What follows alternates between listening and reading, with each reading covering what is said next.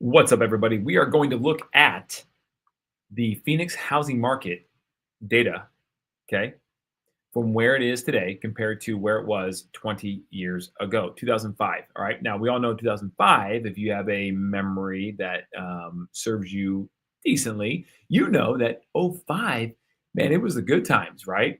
'05 in Phoenix housing, it was like, I don't know, probably like the roaring 20s before the Great Depression, right? It was everyone eating high on the hog. And then, of course, from there, we all know what happened, right?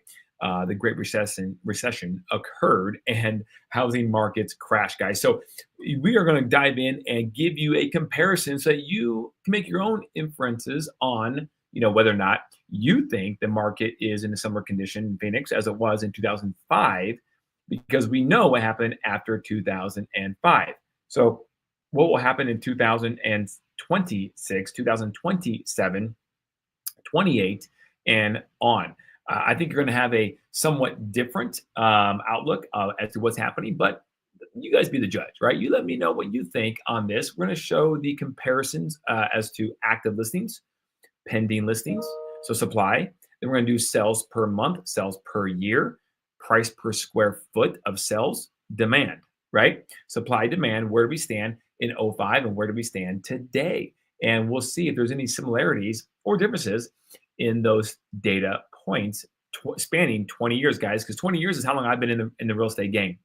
I got my license in 2005, 20 years ago. And this is marking my 20th anniversary selling real estate right here in Phoenix and Scottsdale. So, guys, thank you for joining our channel today. We're going to dive into that. And, of course, we're going to cover some development stuff, too, and maybe some tariff economic news, guys, interest rates. And we're going to hit all of that and make it somewhat enjoyable so it's not super boring, right? So we're going to share my screen and dive right in and see what you guys think. By the way, if you're listening from somewhere outside of Phoenix or maybe in Phoenix, go ahead and let us know where you're listening from. If you have any questions, put them in the chat. Be happy to make this a two-way conversation. If you're watching a replay, comment below and we'll make sure to interact with you on that. So let's dive in. Here we go. All right. Overall, the market, where we stand, 84.8, guys. We all know that a balanced market is 90 through 110. And right now we are below the 90. So we are not in a balanced market in Maricopa County overall. We are in a buyer's market officially and have been for several weeks. Now, last week we were about 85 and some change. Now we're 84 and some change. So we are actually going the wrong way. Guys, this is somewhat unprecedented because this time of year, typically it goes the opposite way. Why? Because active inventory starts to slow down a little bit and demand increases. Well, I think now you're seeing demand starting to increase, which is good. You can see over here, right here, it's at 78.6. It's in the red, which is not great, but it's going to get a little bit better than where it was. And then you have supply increasing, which is causing the imbalance, right? Supply is continuing to grow, which at some point we think is going to probably curtail and slow down a little bit. It usually does, but we'll see. Now, let's dive into a couple commentaries on this. Okay. Now you can see real quick, a lot of red. This was last week, guys, right here. Look at all that red. Down, down, down. These different 17 largest suburbs in the Phoenix area are going in the wrong direction, except for 2. And then this week, more of the same. 2 are going in the right direction. The rest are going the wrong direction when it comes to supply and demand. So, guys, if you are a buyer, wow, what an opportunity. But what does the commentary say right here? That's the key part. You can see right here, guys, the market is no longer performing as a single entity, as the high end is increasingly disconnected from the affordable and mid-range markets, which comprise of the bulk of transactions. Let us look at zip codes 85253, 85255, and 85262, which are where the majority of the super luxury homes are located. Okay. Now, they're saying that they have gone up. Matter of fact, here are the bullet points. Unit sales have increased 12.3% year over year. Luxury home market. Dollar volume increased 51.2%, means prices are going up, as well as the unit count are going up. The median sales prices increased 34.2%. Average sales price is up. Total square footage sold is up, and average price per square foot has increased as well. You don't need me, I love this, or me, or the Crawford report, right, to tell you that this does not reflect the performance of the rest of the market, because it has separated itself, meaning the luxury home market has separated itself from the average market. It's pulling away as its own entity because the rest of the market is not reflecting these kind of good numbers. Now, we're going to dive in here. We're going to show you guys some data points here from 20 years ago and where we are today. And I hope to see some comments on this. Let me know what you think, guys. But here we go. I'm going to share my screen. We're going to dive right in. Okay, here we go. Active listings, guys. I'll make the screen bigger for you here. Okay, active listings. Here we are. The green is 2005, 24 and 25. We are here, right? So active listings, guys, we are where we were at the end of 05. Now you're thinking, holy cow, that's very similar. Well, to an extent, yes, in terms of the numbers, right? 24,000 properties available for sale. But check out where it went from here in 06. Look at that. This was 05 in the green. Now look at the amount of inventory that came on the market in 06. Now check out 07. Wow. Even more, guys. We are peaking around 57,000 homes on the market for sale in 2007. 50,000 today. We are at 23,000. Today we're at 20. I mean, you could double it. We're not even close to 57,000 homes in the market. In 08, it starts to be about the same and even go down a little bit. And then 09, you see it starting to dip, right? This is thanks to the first time home buyer credit that was passed in 2009. Federal funds being thrown at the problem. And so you guys get a good idea of that. But man, holy cow. Look at the amount of inventories compared to where we are today. Not even close. Let's go to the next one. That's active listings. Now let's go to average list price per square foot. Okay. Active listings. Look at 06, guys. You can see where the pricing has increased since then. 06, $217 a square foot for the average. Today, we are at $364 a square foot. Okay. And you can see in 07, it went down even further, guys. We were down at 204 square foot. 08, even further. 09, even worse. 2010, even worse, guys. Look at this. $127 a square foot. The average property was selling for $127 a square foot in 2010. And that's why they call 2010 truly the bottom of the market. I don't believe in 11 and went down even further, but let's check it out. It did for a smidge, but then it started to increase because, again, things like the government, first-time homebuyer credit, etc. But $127 a square foot. Oh my goodness! And today, $364 a square foot. So does that mean prices are overblown and therefore we're going to have this huge correction back down to 200 or 150 bucks a square foot? I don't believe so, guys, for a lot of reasons. The big one is inflation and where prices are all the way around. Let's go to the next one. Okay. This is fun for me, I think, comparing these 20 years apart. When I first got in the business, 2005 until today, 20 years later, 2025. Listings under contract.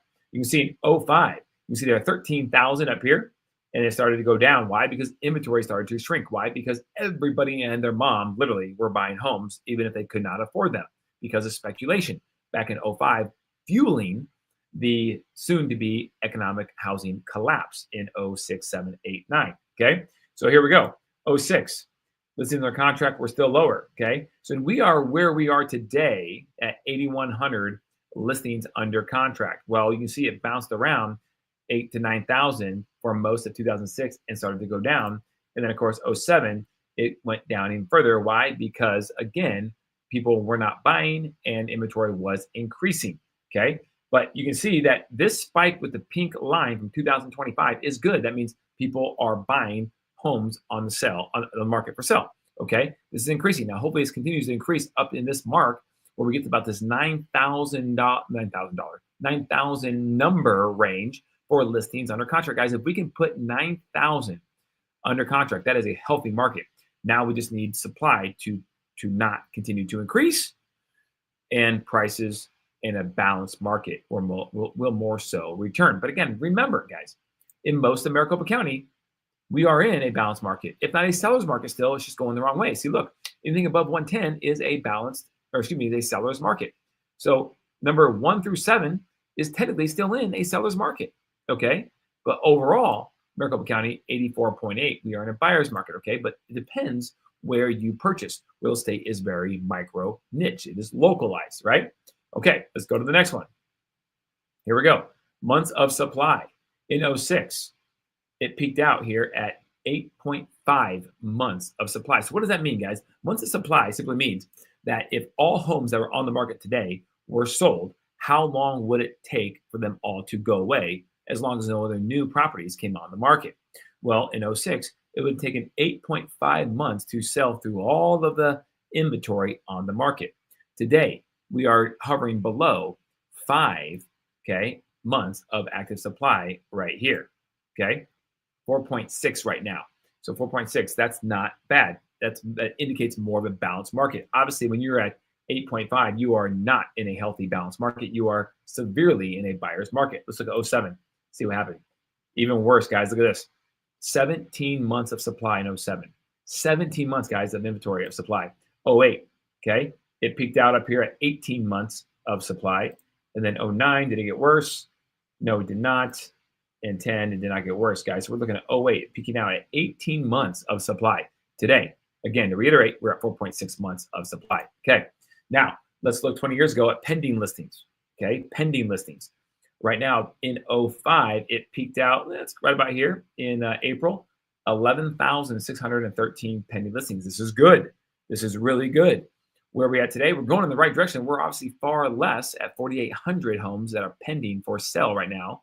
Okay, which is good. That means demand, right? People are buying, and it's going in the right direction. You can see 2024 on here. It peaked like it usually does around March, April, and then it kind of subsides off the rest of the year, but is somewhat still healthy. At least last year it was, even though it was overall slower. Okay, let's look at '06.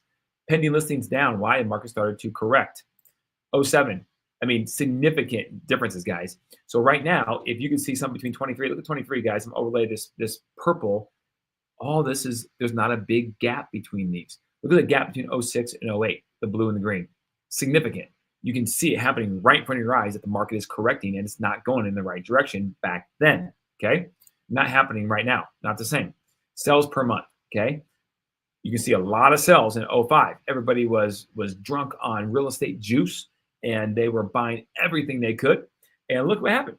You peaked out here at about 10,000 homes being sold in 1 month, okay, in '05, in the June time period, okay? Now, 2023, we had 7,800. Not too bad for a slow year. Take that off. We're at 24. Where we at 25? We are going in the right direction here, guys. It dipped down here like it did last year, like even it did in '05.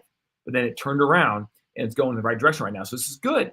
This is still good. This is indicating that the seasonality of our marketplace is going to continue to take place. Hopefully, it should, based upon that trajectory, and that you could kind of know what to expect, guys. So if you're sitting around looking to maybe buy a house, and you're sitting around, I know it's not like a broke record, but I'm sorry about this, but if you're sitting around looking to buy a house, guys, you got to zig when other people are zagging. You know, Warren Buffett, right? You buy when others are fearful. You sell when people are fearful. You buy. People are buying. You be fearful. Okay, that's a much better way of him saying it. Sorry, Warren, I kind of butchered that one at first for you, but that's what he's trying to get across. Okay, if you wait until, I'm going to wait and see what happens here. I'll see if the busy season actually produces the normal season that it does, and I'll wait till May or June. Well, guess what, guys? If it does what it does right here, like last year and pretty much every year, it's going to spike somewhere around May or June, and you will be probably having. Does that mean prices are going to jump up really high? No, I don't think that's the case at all. I think overall for the year, I do believe we're going to have positive appreciation when it's all said and done, December 31st of 2025. Could only be a percentage point or two, but it'll be in the positive. I do believe that's going to happen. It's going to be a lot less transactions than normal, similar to last year, is what my personal belief is. So if that's the case, and let's say that just semi comes true, you're looking at it spiking here. And even though prices may not jump a lot, you will have more competition potentially on the house you want to buy, and or less negotiation when trying to negotiate terms for the house you want to buy. Whereas right now, the world is your oyster, right? You can dictate terms a lot easier now than you will be most likely, in my predictive, humble opinion, come May or June. Okay. Now let's go to the next one. 20 years ago. Here we go. Annual average sales price per square foot, and annual average price per square foot. That's a mouthful. Here you go, guys. You can see where it's at. 2025, we are at $294 a square foot for properties that are selling. Where were we? We were at $165. And if you go on the low end here, guys, at the beginning of '05, oh my goodness, 20 years ago, we were at $121 a square foot. You could buy a house in Maricopa County. That is insanity. Now, you can see in '06, okay, it went up a little bit because the market hadn't crashed yet. And watch '07 going down a little bit towards the end of the year. And look at '08. nosedive, back down to 125 bucks a square foot, about where it started at the beginning of '05. 3 years later, all those gains were erased. '09, oh boy, even worse. Look at this, nosedive, all the way down to $88 a square foot for properties that were being sold, actually bought and closed by a new buyer. $88 a square foot, guys. The good old days, man. 2010, probably even worse. Yep, it even got worse. Look at this. Okay, you were down at $88 a square foot, stayed about the same. I guess it held overall about the same. 2011 got even worse to $81 a square foot in 11, and then it started to come out after that, right? But guys, I'm not saying you hold out for that because you shouldn't. There's nothing in the economy that would suggest we're going to have some sort of crazy drop in prices like that. Could they drop a little bit? I mean, we all kind of hope so because that would make things more affordable. But guys, even if prices stay the same, but rates come down, that still makes things much more affordable. Let's look at a couple more here, guys. 20 years ago, average days on market were at 43 days at the end of the year. 43 days it took to sell a property. We are currently sitting at 81 days on market to sell a property across Maricopa County. Now let's look at '06. Okay, they started to skyrocket up to 100 days on market. '07 is going to get interesting, right? Look at this. 124 days on market to sell a house because the economy was going down the tubes. And then it bounced around up in the 136-day range to sell a house in 2008. '09 went down a little bit because, again, first-time home buyer credit, and some of the government stepped in to do some things here to try to help the situation. And in the short term, it did, but then it went right back down to where it was, and capitalism took over as it usually does, and it corrected itself eventually. Okay, here we go. Annual median sales price, guys. Again, at the beginning of '05, the annual median sales price in Maricopa County, $167,000 for a property in Maricopa County. Today, we are sitting at $447,000 for a median sales price in Maricopa County. Big gap, right? Now let's look at what happened in '06. I'm just curious there. '06, it went up decently, right? Because the market was appreciating pretty quick, almost too quick. And then here we go. '07, about more the same. Stayed pretty flat. And then '08, it starts to nosedive. There you go. Boom. Back down. And then '09, it got even worse. Look at that. I mean, that's just incredible. I mean, what is this right here? $125,000 median sales price in Maricopa County in '09. 2010, about the same on the low end. 11, it got even worse. $111,000, guys, for a nice, maybe not so nice, but a property, a house, average or median in Maricopa County for the sales price, guys. And today, again, the difference is $447,000. That's to put a difference about $330,000 ish on the sales price for the median sales price in Maricopa County from where it was to where it is today. Again, one more to show you, and we'll wrap this up here. Okay, annual appreciation based on monthly average price per square foot. This is an interesting one, guys. You peaked out in '05 at 45.9%. Okay, of appreciation. Too much. Okay, '06, it started to go down. No surprise there, right?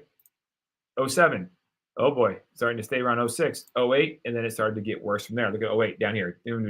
Okay, you get the point. But look at 2025. We're at 9.1% appreciation, guys. This year, we started at 5.9, okay? Or I should say 6.0 right there, okay? And we bounced around, but we are from 6.0 up to 9.1% of annual appreciation already, okay? About 3 percentage points already in a market that is a what? Overall, a buyer's market. Something has to change.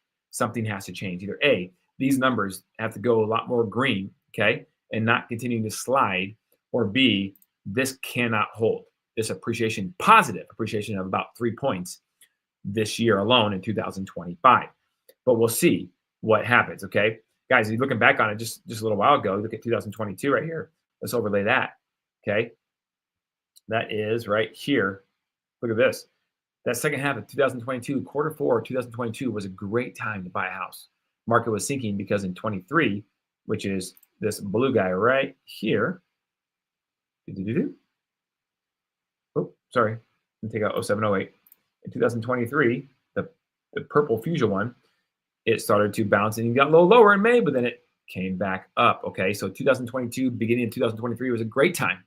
And so you look back on today and say, well, I look back at the end of 25 and say this is a great time because prices go down. Possibly. But just know that right now you're betting against the odds, okay, based upon all the quote unquote smart agencies and people that are predicting appreciation in the marketplace, not this local realtor who's just trying to sell houses. I love the YouTube clickbait or YouTube hate, right? Who says, oh, this guy just want to sell houses. He's just a realtor. No, I mean, of course I want to sell houses. Absolutely. It's my living.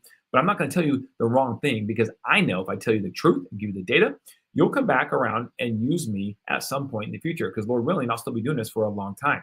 I'm not worried about today's check or payday. I'm worried about the income I make from my family being an honest person for the years to come. So there's my diatribe now. I'll stop and get off my soapbox. All right, let's look at a couple things, guys, when it comes to development. Let's pivot to that really quick, right? Because we like to show some development stuff and economic things that are happening in the Phoenix area. Here we go. Okay, I'm not going to spend too much on this because this is a hot topic. A lot of people want to, have their opinion on whether they're good or bad. And I'm not here. This is not a political show. We're not here to say if they're good or bad. That's for you to decide. But they are the Trump tariffs is a thing that's really dividing a lot of people. And so I'm not going to go into what all these people say on this article so much. I'm going to keep it high level and talk about that. This is the main reason why a lot of people are not making moves. This is the main reason why the demand right here is not in the yellow or the green like it usually is by this time of year in Arizona, because people are scared to death as to what's going to happen because of these tariffs. They're going to make things more expensive and maybe you won't have as much disposable income. And you know what? That could happen in the short term. It's very possible, but it's also possible that it doesn't. You know why? Because of this number right here. When they talk about Mexico and Canada, people don't understand is that the GDP, when it comes to trade, both Mexico and Canada rely over 65% of their GDP on trade with the US, okay? 65% plus. Mexico's like 73%, okay, with the US. You know what the reciprocal number for the US is to rely on in terms of trade in comparison to our GDP? 24%. So you look at 24% in the US and you look at 65 to 73% between Canada and Mexico that they rely on. Who gets hurt more if somebody doesn't want to play ball with the other one? Well, it would be Canada and Mexico because they rely much more heavily on that trade for their GDP of their overall economy than we do. Does that make it right or wrong? Again, I'm not saying it does or doesn't, but those are factual numbers that people need to take in consideration. So chances are maybe these won't fully go into play to where it really hurts the American consumer.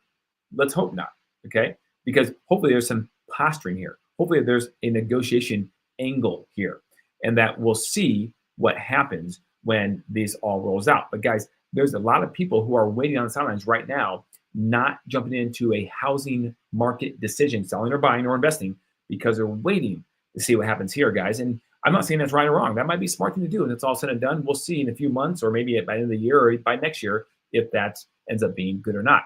But I think it's just good to look at all of the information on both sides of the argument to make the determination for yourself. Because again, we know the argument. I made the argument on the one side about trade and GDP. On the other side is because so much produce and food comes in from Mexico being a warmer climate into the U.S., especially Arizona being right across the border there, it's going to raise prices and therefore put a strain on people's budgets because of it. And make things more expensive, right?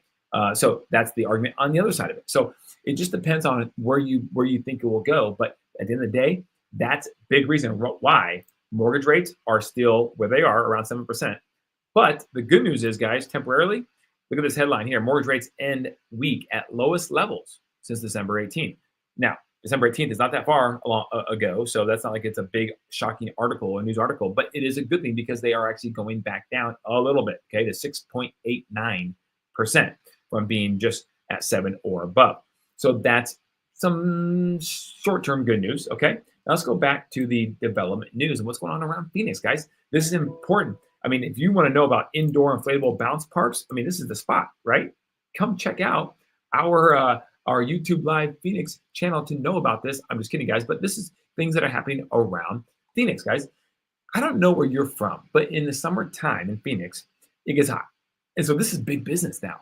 There's a lot of big box stores like the Party City chains that went out of business. Thank you, Amazon. I mean, what else? Here, Joanne Fabrics went out of business. Thank you, Amazon. Big Lots going out of business. Thank you, Amazon. Right? Are all exiting because they can't afford, because they're just not making the money they used to because of disruptors in the marketplace and the overall economy. So what is filling these spots? Well, indoor bounce houses is one of them. You have obviously indoor skate parks, you have indoor bowling alleys, you have indoor, well, I guess they always are bowling alleys. They're indoor, but they're indoor, like, game rooms and fun slides, all kinds of crazy stuff happening indoors now, because pickleball is indoors now as well as outdoors, but indoors, because it is filling the void of these big spaces, and people are looking for space to have conditioned airspace in the summertime for all the kids to go play when it's hot outside. So that's a big venture. Now, a few more things here, guys. What we done? I think I should probably add a few more cool residential real estate things about what's happening around the Phoenix area. Well, guys, we know the real estate market luxury market, like I just mentioned, is booming right now. Well, Camelback Mountain Estate with a 50-foot bridge listed for nearly $15 million, guys. So if you want to spend $15 million, give me a call. I'd be happy to show you this property and others, because we know about 20% of all these properties sell or trade off market when you're talking luxury properties, and we have access to that platform, that group. So we'd be happy to help you out any way possible. 480-660-5974. Give me a call. We'd be happy to help. Shoot me a DM. But this property has a 50-foot bridge. It is awesome. Built 2023, on the market for $15 million for 6,982 square feet, guys. And the Camelback Mountain is iconic. It is a huge piece of our history in Phoenix, and the views looking up or down, phenomenal. Real estate is very expensive around Camelback Mountain, as you could probably assume. Okay. A couple more, guys, and we're out of here, guys. Apartment investor pays $24 million in fifth Phoenix acquisition. Now, what I want to show you guys, there was an apartment complex that got bought up by a Denver company, but here's the part I highlighted right here. We are bullish on the Phoenix market long term, the buyer said. Despite record levels of new supply in the market, which is true, absorption has been at record-setting levels, and long-term multifamily fundamentals look strong as new deliveries begin to wane in the coming years, guys. So this is the guy forward looking, knowing that he may not make a whole lot of money in year 1 or 2 or even 3, but long-term, owning this asset will put him in good position, because the permits being pulled for ground-up development for multifamily in Phoenix, it has slowed down because there's a lot this year that have been delivered to the marketplace, and therefore there are higher vacancy rates than normal, okay? But when you come to investing, you think about long-term. You want to be the tortoise, not the hare, okay? And I love real estate investing. Call me on that too. I love that. I will talk to you about that for hours and hours on end, okay? As I am one myself. Okay, now we talk about semiconductors in the Phoenix area, but guys, this is possibly the number 2 market, especially in the future, for industry in the Phoenix area. Medical manufacturing to set a drive growth in the Phoenix market, guys. Guys, this is the Discovery Oasis. This is the Mayo Hospital right here in North Phoenix. Here's a Loop 101, and this is not here currently. This is the Discovery Oasis, and all this campus and building. This is coming over the next several years, guys, and going to deliver thousands upon thousands of high-paying medical jobs right here for research and manufacturing in the medical industry, okay? And what I highlighted down here is this gentleman said we would like to see that extended to life science, biotech, and medical devices, referring to government efforts to give bonds and money, I should say money, to this industry in the Phoenix area. In his view, the next economic frontier for this state, in Arizona, of course, is going to be in medical manufacturing. And guys, I think he's right. That project is going to be spectacular right there going on. And last but not least, guys, this national home builder outbid in back-to-back West Valley land auctions. I put this on here because these are people that are bidding for land right there. I mean, big parcels of land for millions upon millions, $30 million, 5.6 more than what it was supposed to go for, and so on and so forth, guys. So what does that tell you? And this is around the 303 corridor, where you're having a ton of industrial build, ground-up development, as well as commercial space. A lot of suppliers for the TSMC manufacturing plant that's going in right over here. There's this construction. There's I-17. There's the TSMC campus is going on right there. Well, this 303 corridor is going to be huge for future development right along here, okay, and suppliers and industrial complexes. So, guys, that is happening, and I say all that to say that the economy in Arizona is just doing really, really, really well in Phoenix, and the outlook is extremely bright for Phoenix. It really is, guys. And so, what will be needed if that continues? Housing, and therefore the continued appreciation of home values may hopefully just small. We don't want big. We want small. I'll take 1 to 2, 3, 4, 5% a year, and that's it. I'd be good with that, as I think most people would, because that would give people the ability to not have these huge swings, and therefore hopefully budget for a payment in which they can afford to buy into this marketplace. Because I don't think it's going to be going down or crashing anytime soon. Okay, just my 2 cents. All right, now guys, thank you so much for joining us today. As always, same bat time, same bat channel on Mondays during lunchtime, 12:30 local time. And guys, we are still Mountain Time today. We're still Mountain Time. And when daylight savings occurs here in early March, obviously we will not be Mountain Time anymore because we don't recognize it. We're rebels here in Arizona. We're going to keep it the same way. We'll be on Pacific Time when that happens. So guys, turn your clocks, set your calendar reminders, and make sure you never miss an Everything Phoenix YouTube Live, guys. Thank you so much for the support. Until next time, keep it classy, Phoenix.